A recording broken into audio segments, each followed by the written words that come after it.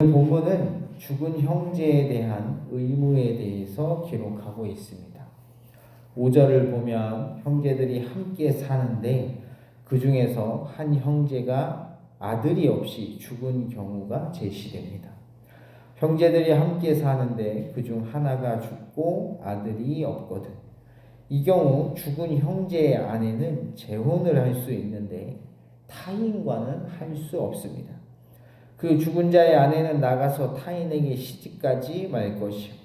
여기서 타인이 누구인지는 그 다음 구절을 보면 알 수 있습니다. 그의 남편의 형제가 그에게로 들어가서 그를 맞이하여 아내로 삼아. 따라서 아들이 없이 남편이 죽은 경우 그 아내는 반드시 자신의 죽은 남편의 형제들 중에서 한 명에게 시집을 가야 합니다. 좀 더 정확하게 말하면 죽은 남편의 형제들 중에서 가장 연장자와 재혼을 하게 되어 있습니다.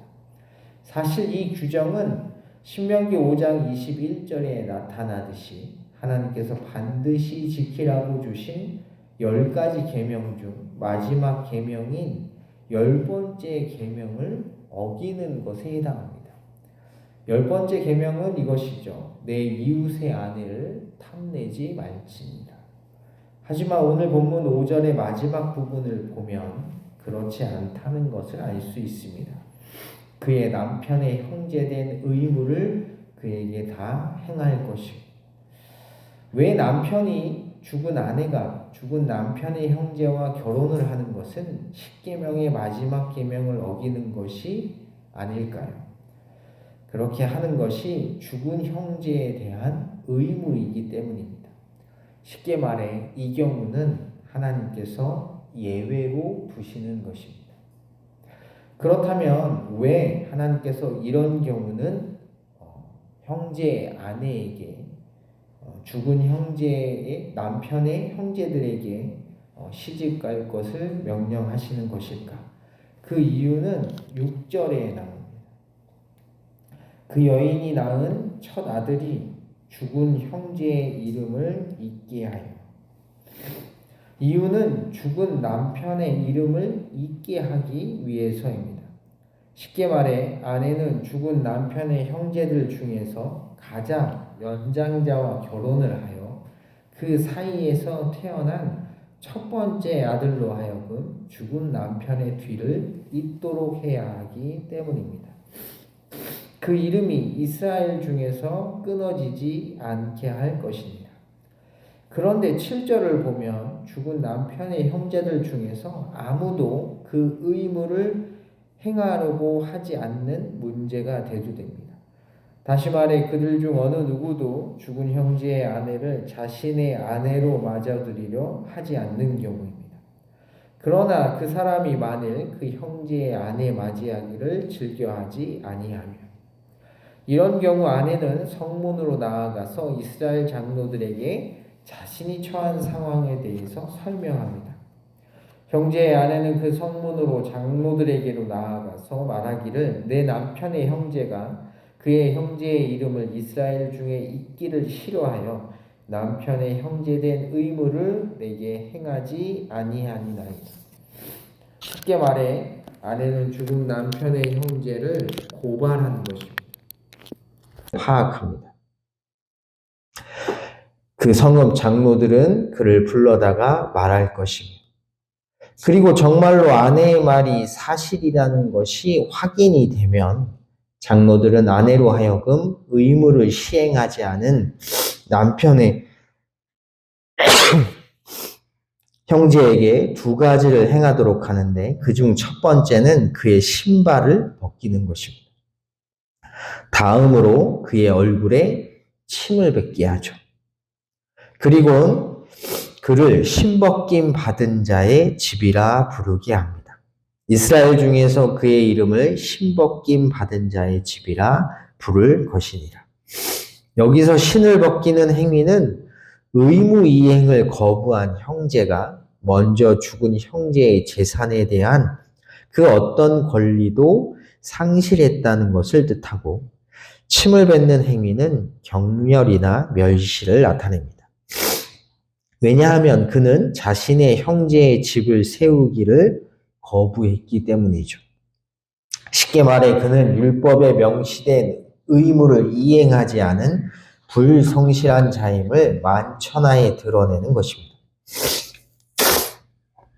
그리고 이 내용을 아주 잘 보여주는 이야기가 하나 있죠.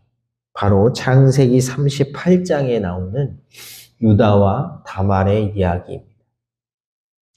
창세기 38장 2절을 보면 유다가 가나안 사람 수아의 딸과 동침하여 세 아들을 낳습니다. 첫째 아들의 이름은 오난이고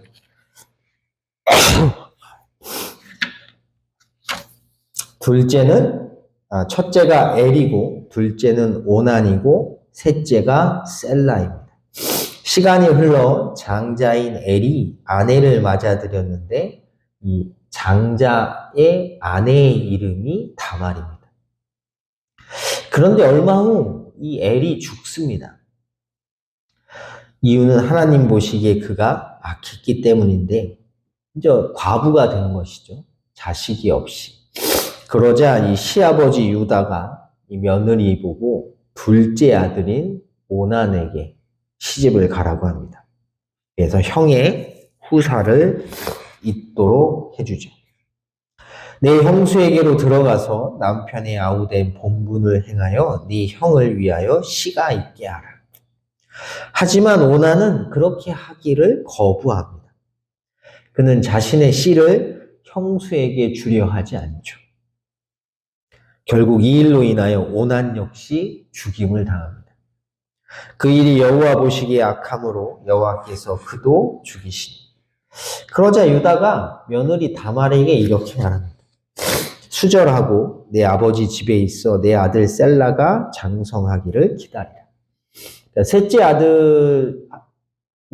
아들이 들어가서 이제 의무를 이행해야 되는데 셋째가 많이 어렸던 것 같아요. 그래서 셋째가 장성하기를 기다리라 라고 말을 했는데 사실 유다는 셋째 아들을 다말에게 주려 하지 않았습니다. 왜냐하면 셋째 아들마저 죽을까봐 겁나서 보내지 않았습니다. 그래서 결국 다말은 어떻게 하죠? 창녀로 변신해서 변장하고 유다와 동침을 하죠. 그러니까 며느리가 시아버지와 동침을 한 겁니다. 그녀가 이렇게 한 이유를 창세기 14절은 다음과 같이 말합니다. 그가 그 과부의 의복을 벗고 너울로 얼굴을 가리고 몸을 휩싸고 딥나 길곁 에나임 문에 앉으니 이는 셀라가 장성함을 보았어도 자기를 그의 아내로 주지 않음으로 말미암음이라. 그러니까 이제 자기가 마지막 셋째 아들과 결혼을 해서 후사를 이어야 되는데 시아버지가 아무리 기다려도 그렇게 해주지 않으니까 결국 시아버지와 동침을 하기로 마음을 먹은 것이죠. 그래서 결국 동침을 하게 됩니다. 그리고 석 달 후 이 유다가 한 사람으로부터 소식을 듣는데 며느리인 다말이 임신을 했다는 소식을 듣게 됩니다. 이에 수절하지 않은 며느리를 위해 불같이 화를 내며 불살라 죽이라고 명령하죠. 석 달쯤 후에 어떤 사람이 유다에게 일러 말하되 내 며느리 다말이 행음하였고 그 행음함으로 말미암아 임신하였느니라. 유다가 이르되 그를 끌어내어 불사르라. 하지만 다말의 뱃속의 씨가 자신의 씨라는 것을 알게 된 유다는 며느리에게 이렇게 말합니다.